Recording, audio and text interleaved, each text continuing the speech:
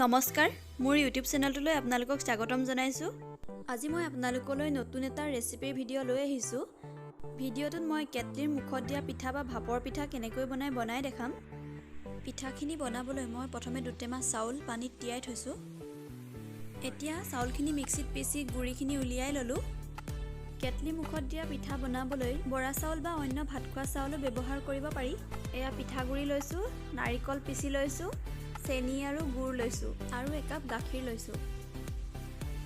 পিঠাটো বনাবলৈ যিকেইটা বস্তুৰ প্ৰয়োজন মই একেলগে গোটাই ললো।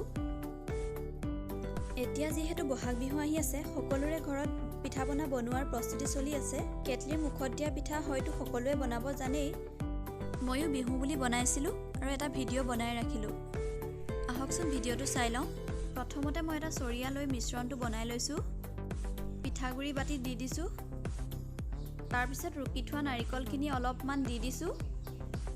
নাৰিকলখিনি আমি গোটেইখিনি একেলগে দি নিদিওঁ, পিঠাটোৰ মাজত দিবৰ বাবে অলপমান ৰাখি থৈছো। তাৰপিছত মই 4 চামুচ চেনি দিছো। আজিকালি প্ৰায়ভাগ মানুহৰে চুগাৰ থাকে, সেইবাবে মই চেনি কমকৈ ব্যৱহাৰ কৰিছো। আপোনালোকে বেছিকৈও দিব পাৰে। তাৰপিছত অলপমান নিমখ মিক্স কৰিছো। এতিয়া মই মিশ্ৰণখিনি হাতেৰে ভালদৰে মিক্স কৰি লৈছো। তাৰপিছত অলপকৈ গাখীৰখিনি দি মিক্স কৰি লৈছো। একেবাৰতে যদি গাখীৰখিনি দি দিয়া হয় তেন্তে মিশ্ৰণটো কোমল হৈ পৰিব। সেইবাবে এটা জোখত ৰাখিব লাগিব। মিশ্ৰণটো ভালদৰে সনাৰ পিছত আমি মুঠিয়াই চাব লাগিব মিশ্ৰণটো জোখমতে হৈছে নে নাই। মিশ্ৰণটো এতিয়া জোখমতে হৈ গ'ল। এতিয়া এখন চালনী বা ফুটা থকা সঁজুলিত এনেদৰে মিশ্ৰণখিনি মোহাৰিব লাগিব। এয়া দেখিছে পিঠাগুড়িখিনি কেনেকুৱা হৈ গৈছে। তেনেদৰে মই গোটেইখিনি চালনীত মোহাৰি ললো। গেছটো জ্বলাই কেটলি এটাত পানী অলপ দি উতলিবলৈ দিছো। তাৰপিছত কেটলিৰ নলডালত এটা কাগজৰ সোফা মাৰি দিছো, যাতে ভাপখিনি ওলাই যাব নোৱাৰে। তাৰপিছত কেটলিৰ সাঁফৰখনত এনেদৰে ঘিউ ঘঁহি লৈছো, যাতে পিঠাটো তাত লাগি নধৰে আৰু উলিওৱাত সহজ হয়।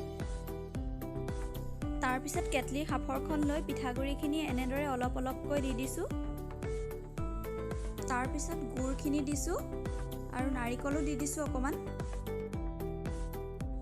তাৰপিছত আকৌ পিঠাগুড়িখিনি দি খালী হৈ থকা ঠাইবোৰ আমি ফিল আপ কৰি লৈছো। লাহে লাহে পিঠাটো এনেদৰে হাতেৰে মিলাই ল'ব। বেছি জোৰকৈ হেঁচি নিদিব, নহ'লে পিঠাখিনি তাত লাগি ধৰিব। তাৰপিছত এখন কটন কাপোৰ লৈ সাঁফৰখনত এনেদৰে মেৰিয়াই ল'ব লাগিব। এয়া পানী উতলি আছে। সাঁফৰখন নি এতিয়া আকৌ তাত লগাই দিছো। প্ৰায় 5 মিনিটমানৰ পাছত আমি সাঁফৰখন তাৰ পৰা আঁতৰাই আনিছো। এতিয়া কাপোৰখন আঁতৰাই লৈ এনেদৰে সাঁফৰখনত ধৰি আমি পিঠাটো বাকি দিছো। এয়া চাওক, পিঠাটো খুব ধুনীয়া হৈছে, অলপো ভগা নাই। একেদৰে মই আৰু এটা বনাই দেখাইছো। কেটলিৰ পানীখিনি কমি গ'ল, সেইকাৰণে অকণমান দি লৈছো। তাৰপিছত একেদৰে ঘিউ সানি লৈ এনেদৰে পিঠাগুড়িখিনি, নাৰিকল, গুড় গোটেইখিনি মিক্স কৰি পিঠাটো বনাইছো। কেটলিৰ সাঁফৰত দিয়া পিঠা খাবলৈ খুবেই টেষ্টি হয়। আপোনালোকেও এনেদৰে ঘৰত বনাই খাই চাব। ইয়াৰ কোনো ছাইড এফেক্ট নাই। চুগাৰ থকা মানুহেও ইয়াক খাব পাৰিব, কিন্তু চেনি কমকৈ বা ব্যৱহাৰ নকৰাকৈ খাব লাগিব। আকৌ একেদৰে কটন কাপোৰখনেৰে বান্ধি ভাপত দি দিয়া হৈছে। আকৌ ঠিক 5 মিনিটমানৰ পিছত সেইটো নমাই আনিলোঁ। কাপোৰখন খুলি সাঁফৰখনত ধৰি আকৌ আগৰ দৰেই পিঠাটো উলিয়াই ল'লোঁ। তেনেদৰে মই কেইবাটাও পিঠা বনাই ল'লোঁ। চাওক, খুব ধুনীয়া হৈছে। ভিডিঅ'টো চাই যদি ভাল পালে লাইক আৰু শ্বেয়াৰ কৰি দিব। আৰু এনেধৰণৰ ভিডিঅ' চাই থাকিবৰ বাবে চেনেলটো ছাবস্ক্ৰাইব কৰি ল'ব।